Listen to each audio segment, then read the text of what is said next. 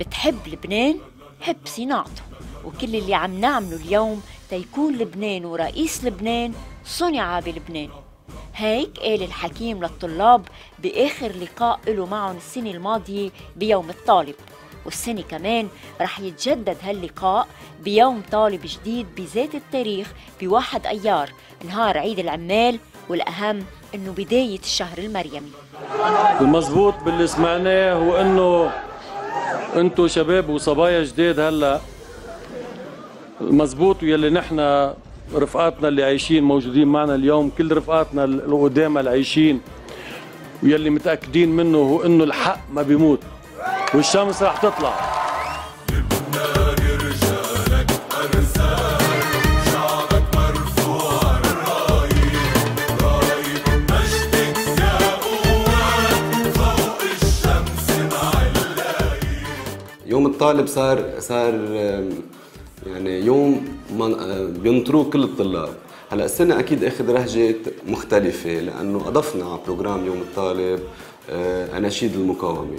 هالاناشيد اللي هيك الشباب بيحسوا حالهم محمسين كرمالها، بترجع تعطيهم عصا، بتعطيهم اندفاع، بيرجعوا بيتذكروا كل المراحل اللي قطعت فيها القوات اللبنانيه، كل المراحل النضاليه اللي قطعت فيها القوات. لطالما كان للطلاب دور كبير بصناعه الثورات بالعالم، والطلاب بالقوات اللبنانية أثبتوا من 30 سنة لليوم ورغم تعاقب الأجيال أنه هن الثورة وهن اللي صنعوا تاريخ التغيير بالبلد، وهن أكثر ناس عانوا من الاضطهاد والملاحقة والحبس والاعتقال من جيش الاحتلال السوري والنظام الأمني.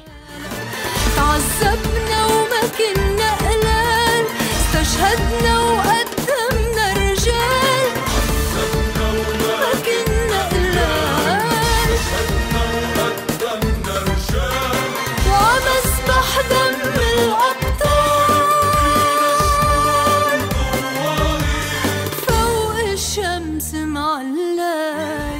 اليوم عم نعيش لحظة تاريخية على طريق مشروعنا اللبناني والديمقراطي. مش أنا اللي مرشح على رئاسة الجمهورية، مشروعنا هو اللي مرشح. بشير الجميل هو المرشح، ورينيه معود هو المرشح، ورفيق الحريري هو المرشح، وشهداء ثورة الأرز كلهم هن المرشح. أنا لمست اندفاع كبير عند كل الطلاب بعد الخميرة والطيبة، بعدهم الشباب طيبين، بعد عندهم اندفاع، بعد عندهم التزام، بعد عندهم نشاط، وبعد عندهم إيمان إنه قضيتهم بدها جهد وبدها تعب وبدها نضال تيقدروا يوصلوا للازم محل ما لازم يوصلوا له. يعني بعد هالحماس بتحسيه موجود عند الشباب. هزت منازلنا صيحات العدوان، صرخة مدافعنا، ايدك عن لبنان، ايدك عن لبنان، ايديكن كلكن عن لبنان. ولأن هيدا مطلبنا من أول يوم منفوت على الجامعة ومنقرأ بكتاب الوطنية والنضال حكاية لبنان، صرنا من صلب هالحكاية. نحن طلاب القوات اللبنانية، طلاب لبنان، كل لبنان. ما رح نقبل تضل الدولة مشلولة، ما رح نقبل تضل الدولة مغيبة ولا مصادرة، ورح نناضل ونناضل ونناضل تترجع الدولة دولة وتكون دولة قوية. أول أيار مش بس يوم الطالب القواتي، هيدا يوم الطالب اللبناني، لأن الجمهورية مش بس للقوات ولا ل14 أذار مثل ما قال الحكيم للطلاب. الجمهورية لكل لبنان، حتى ليلي عم بيعطلوا هالجمهورية. 1 أيار عهد جديد، قسم جديد، لقاء متجدد مع لبنان بمعراب لكل لبنان، مع حريته، مع طلابه اللي أقسموا بالله العظيم وبكتاب العلم وبالكتب المقدسة إنه يحافظوا على بلدهم.